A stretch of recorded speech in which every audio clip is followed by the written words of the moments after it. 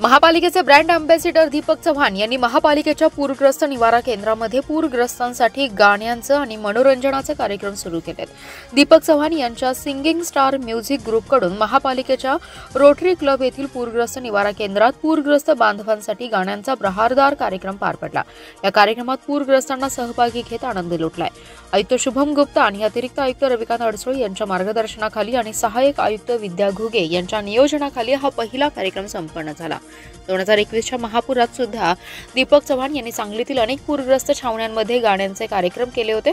याचबरोबर कोरोना काळात 40 कोविड सेंटरमध्ये कोरोना रुग्णांसाठी गाण्यांचे कार्यक्रम केले होते। तशाच प्रकारचा गाण्यांचा बहारदार कार्यक्रम महापालिकेच्या रोटरी क्लब येथील पूरग्रस्त निवारा केंद्रात पूरग्रस्तांसाठी पार पडला।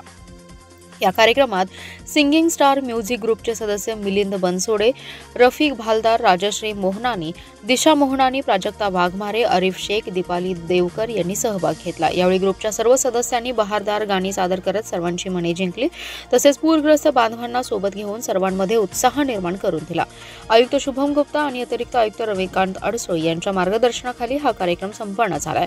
सहाय्यक आयुक्त विद्या घुगे सानप आणि केंद्र संयोजन दीपक कांबळे यांचे विशेष सहकार्य लाभलं। असेच विविध पूरग्रस्त छावण्यांमध्ये गाण्यांचे कार्यक्रम करण्याचे नियोजन असल्याचे सिंगिंग स्टार म्युझिक ग्रुपचे प्रमुख दीपक चव्हाण यांनी सांगितलं।